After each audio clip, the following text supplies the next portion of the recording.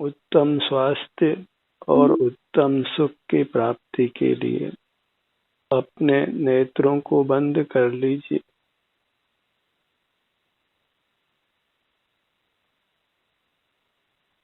अपना मुख अपनी ओर कीजिए।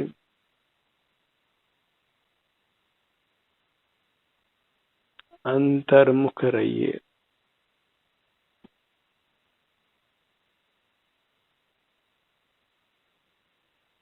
अपने ही अवलंबन से, स्वाधीनता से अपने को पहचानिए।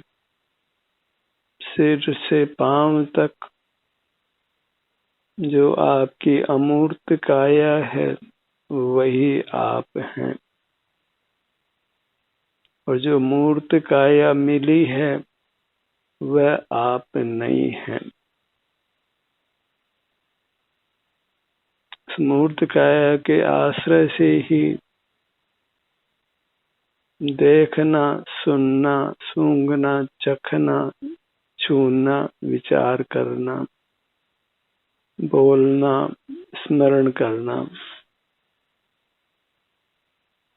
नाना बाह्य प्रवृत्तियों को करना संभव होता है।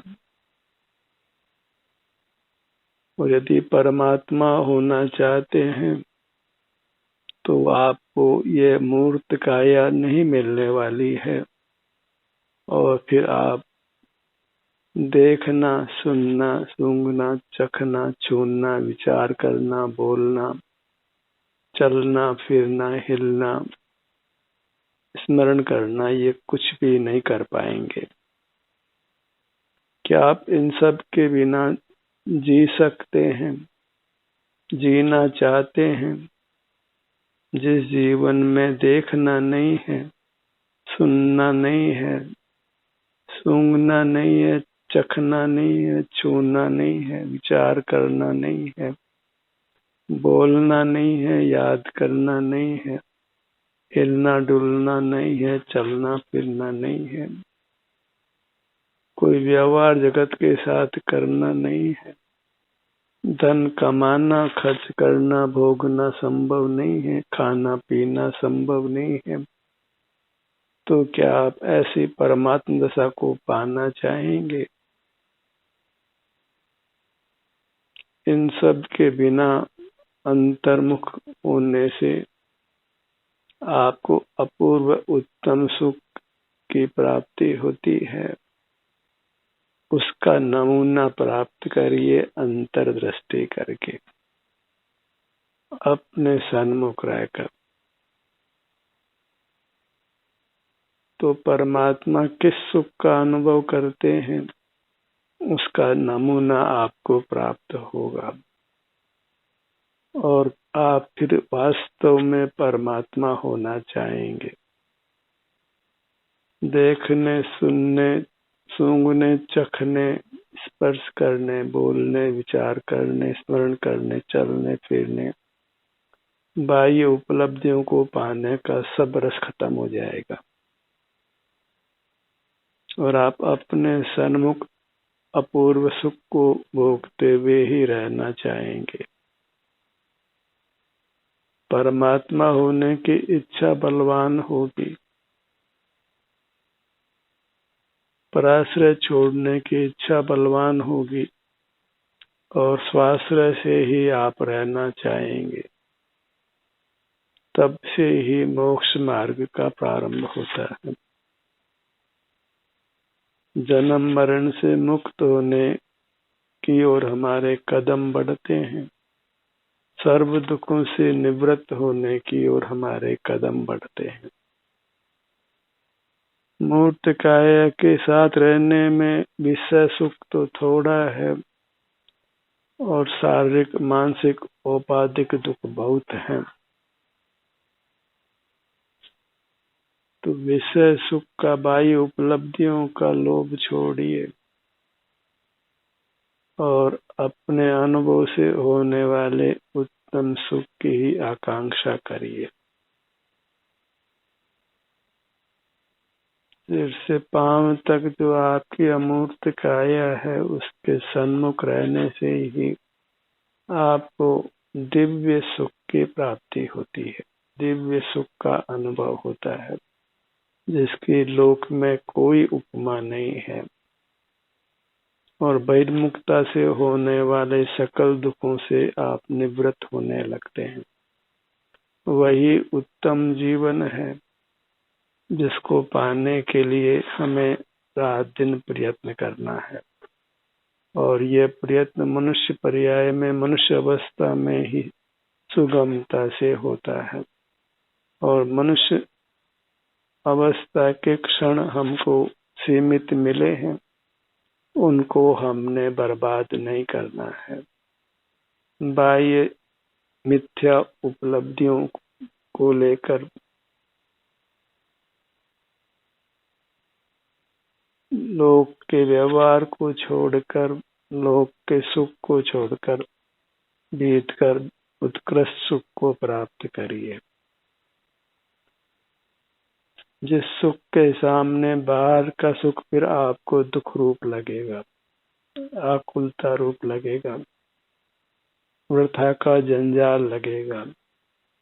जिस मृगमरीचे का रूप सुख के लिए हम रात दिन प्रयत्न कर रहे हैं, उससे हम वास्तव में मौत की ओर ही दौड़ते हैं, दुखों की ओर ही दौड़ते हैं, जहां फिर कोई शरण देने वाला भी नहीं होता, और सिवाय दुख भोगने के कुछ शेष नहीं रहता।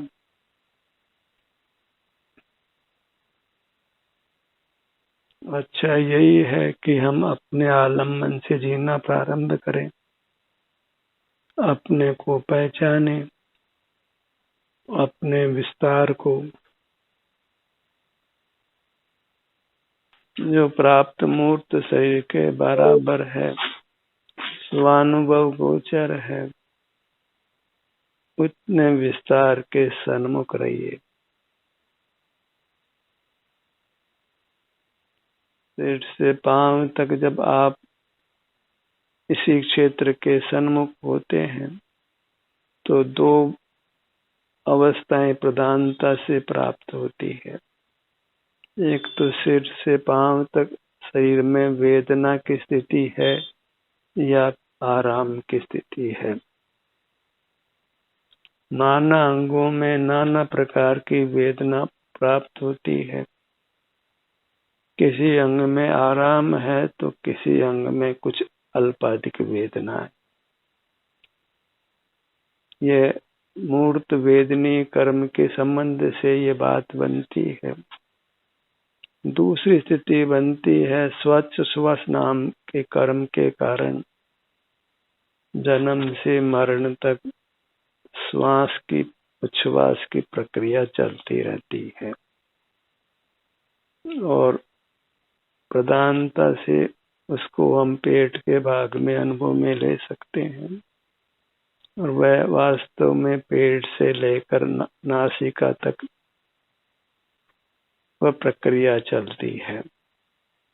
श्वास का आना जाना नासिका के माध्यम से होता है, और उसको पेट के आगे और पीछे आने से पवन का आगमन और निर्गमन होता है, और उससे जो बहिर्मुखता के कारण हमारी काया अशुद्ध होती है, रोगग्रस्त होती है, तो श्वास की प्रक्रिया से हम रोगों से मुक्त होते हैं। तो इन दो प्रक्रियाओं को हमने महसूस करना है, और इनको उत्पन्न करने वाले कर्मों से अपने को मुक्त करना है। शरीर में जो भी सुख दुख रूप संवेदना है, इसका अनुभव करके वेदनीय नामक कर्म से मुक्त होना है, और पेट से लेकर नासिका तक होने वाली स्वच्छ श्वास रूप क्रिया का अनुभव करके स्वच्छ श्वास नामक कर्म से मुक्त होना है।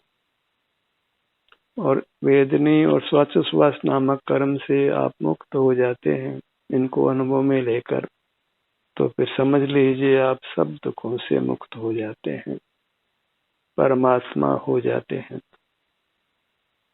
अतः सिर से पांव तक अपने ध्यान को लाकर संवेदनाओं को अनुभव में लीजिए सुख दुख रूप, और श्वासोच्छ्वास प्रक्रिया को अनुभव में लीजिए।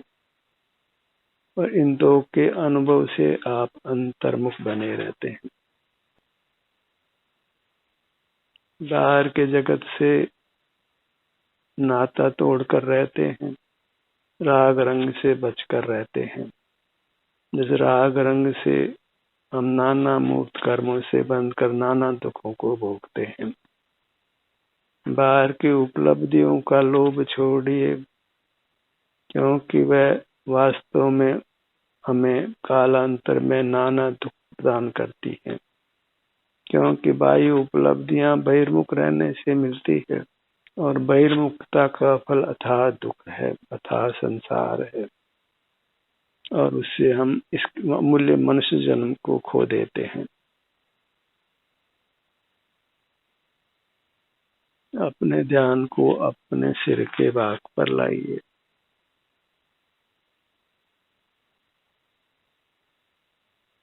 अपने ऊपर की सीमा को अच्छी तरह पहचान लीजिए।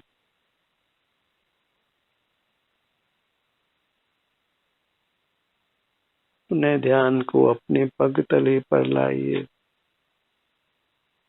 अपने नीचे की सीमा को अच्छी तरह पहचान लीजिए। अपने ध्यान को अपने पेट पर लाइए। अपने मध्य भाग को अच्छी तरह पहचान लीजिए। फिर अपने ध्यान को सिर से पांव तक धीरे धीरे नीचे लाइए, हर भाग की संवेदना का अनुभव करते हुए। फिर अपने ध्यान को पांव से ऊपर सिर तक लाइए, हर भाग की संवेदनाओं को अनुभव में लेते हुए। ये स्वावलंबन है, स्वाश्रय है, जहाँ किसी बाह्य पदार्थ का आश्रय नहीं लेते, स्वावलंबन से रहते हैं। यही सेल्फ रिलायंस है, सेल्फ डिपेंडेंस है, और उसका फल उत्तम सुख है। इसके विरुद्ध बहिर्मुख रहते हैं, वह पराश्रय है, पराधीनता है, गुलामी की स्थिति है, बंधन की स्थिति है,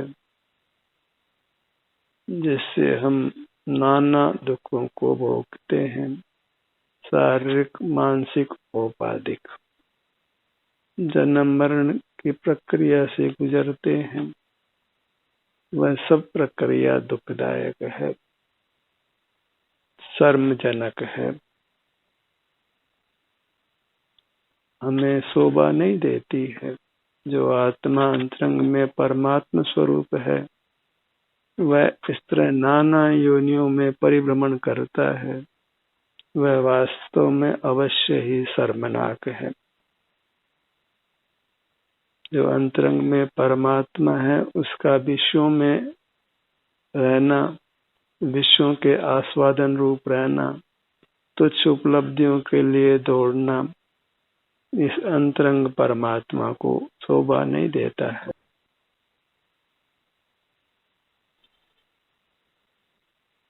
अपने ध्यान को अपने ललाट भाग पर लाइए।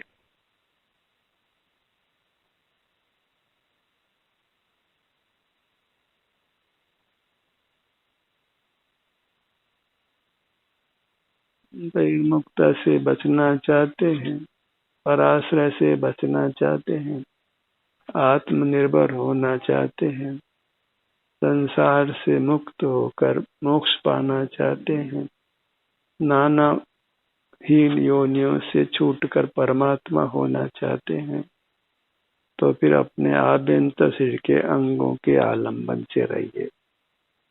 कुछ तो अपने पर दया करिए। अपने प्रति निर्दय होना अच्छा नहीं है। अपने को नाना योनियों में ले जाकर दुखी रखना, ये अच्छी स्थिति नहीं है। ललाट का भाग।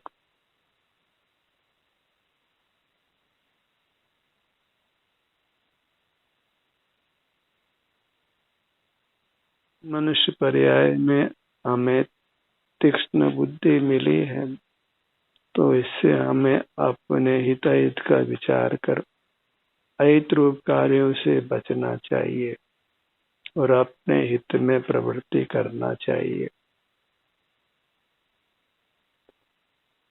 ललाट का भाग।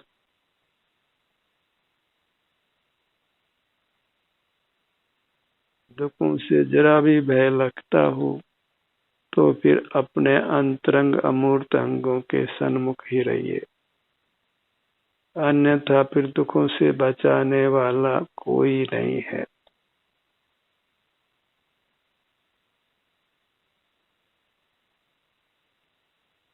अपने भों के भाग और भूमध्य पर आइए।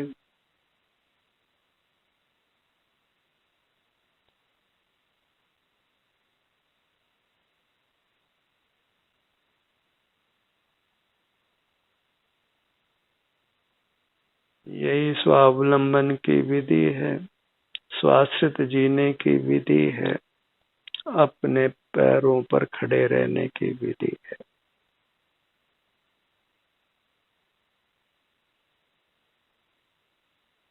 हमें वास्तव में अपनी अमूर्त काया के आश्रित ही जीना योग्य है।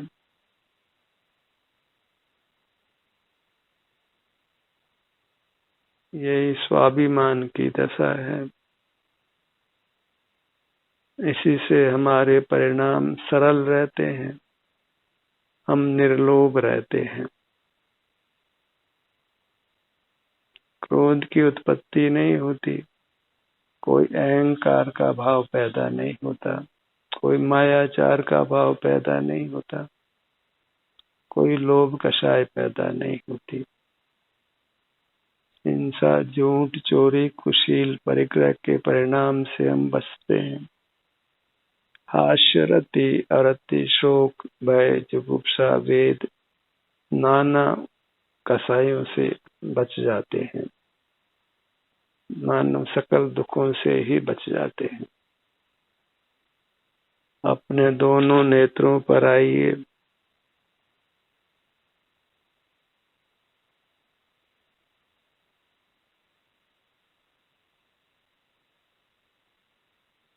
मन इंद्रियों से दूर रहना है।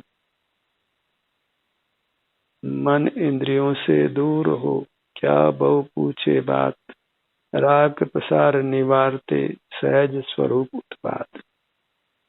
मन इंद्रियों का प्रयोग नहीं करते तो फिर परमात्म दशा प्रकट हो जाती है, परम सौख्य प्रकट हो जाता है, जीवन अत्यंत सुखमय हो जाता है, सकल दुखों से रहित हो जाता है।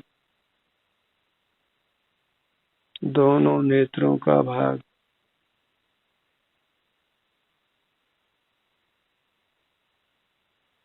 हर बात की संवेदना को जो वहां पर उपलब्ध है उसका अनुभव करते हुए रहना है, वही स्वाश्रय है। उसी से हम वेदनीय कर्म से मुक्त होते हैं। संसार में इस उत्तम मनुष्य पर्याय में भी कोई कहता है मेरे घुटनों में दर्द है, किसी को हार्ट में प्रॉब्लम है, किसी को मधुमेह है, किसी को आंखों में पीड़ा है, नाना प्रकार के कष्ट हैं। उन सब का कारण परावलंबन है। मूर्त पदार्थों का सेवन करना है, मूर्त पदार्थों के सन्मुख रहना है, मूर्त पदार्थों में सुख बुद्धि रखना है।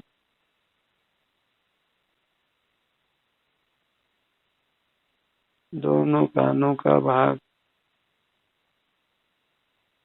अपने अमूर्त का या अपने अमूर्त अंगों के प्रति ही सुख बुद्धि रखिए। यही सुख के कारण है। इन्हीं के सन्मुख रहने से हमें सुख का अनुभव होता है। अपने सुख की कामना की पूर्ति कीजिए अपने सुख स्वभावी अंगों के सन्मुख रहकर। दुख भोगते हुए क्यों रहना है?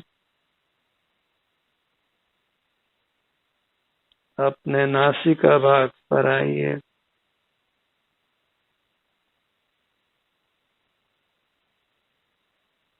यहाँ सुख दुख रूप संवेदना के अलावा पवन का गमनागमन होने से आत्म प्रदेशों में हलन चलन भी होता है। इतना यहाँ विशेष अनुभव होता है।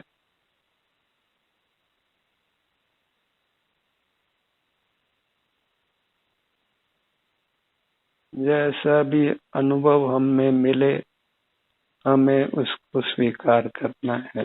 लोक में भी जितनी न्यायोचित संपत्ति हमको मिलती है हम उसी को भोगते हुए रहते हैं, अन्य के धन की वांछा नहीं करते। तो मोक्ष मार्ग में भी अपने आभ्यंतर शरीर से जो सुख दुख मिलता है, जितना भी मिलता है, जैसा भी मिलता है, उसी को स्वीकार करिए।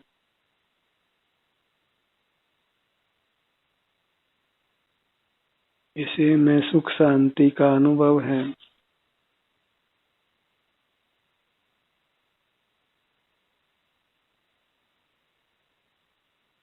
अपने मुंह के स्थान पर आइए, दोनों होठों का भाग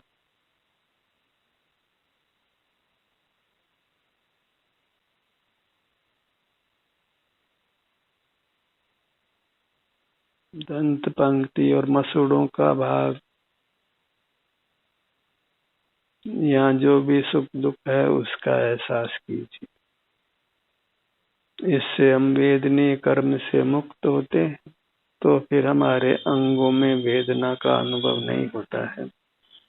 और जब वेदना का अनुभव नहीं होता है तो फिर हम सुख से जीवन यापन करते हैं। वेदना का पल पल भारी होता है और सुख के वर्षों क्षण मात्र जैसे बीतते जाते हैं।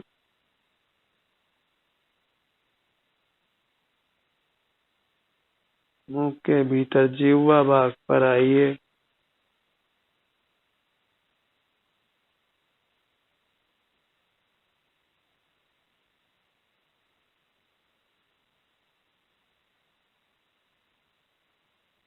जो बहुत बहिर्मुख रहते हैं तो फिर हम रोगग्रस्त होते हैं और जिह्वा का स्वाद भी बिगड़ जाता है।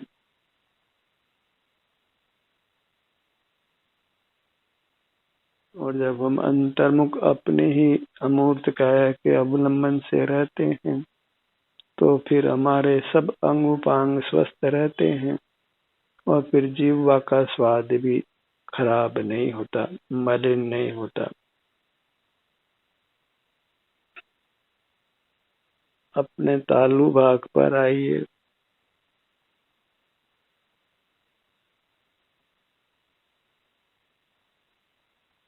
कंठ भाग पर आइए। गर्दन का भाग,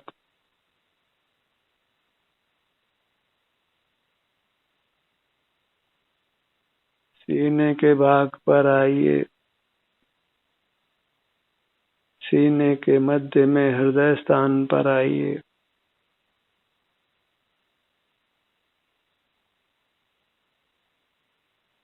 विशाल है सीने का भाग,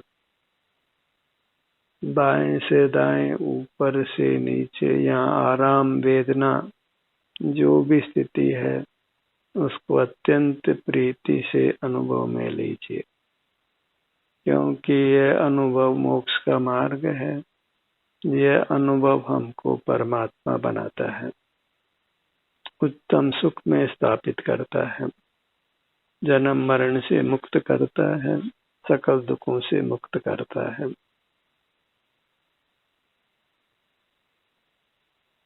अपने उदर के भाग पर आइए।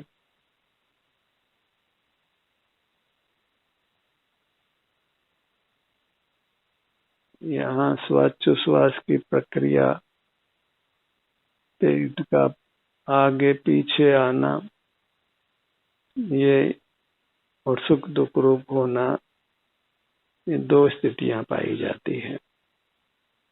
श्वासोच्छ्वास नामक कर्म से पेट फूलता है और सिकुड़ता है, और वेदनीय कर्म के कारण से यहाँ वेदना की स्थिति होती है।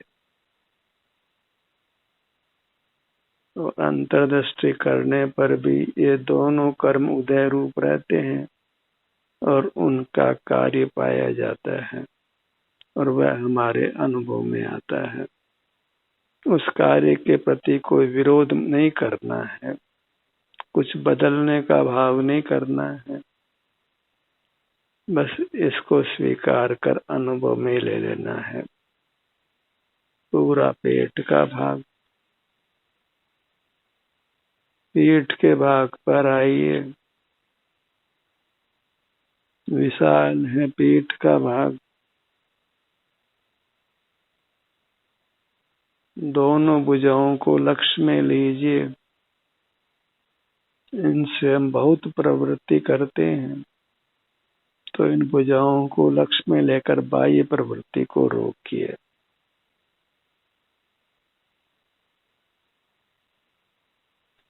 अपने ध्यान को अपने दोनों पैरों पर लाइए।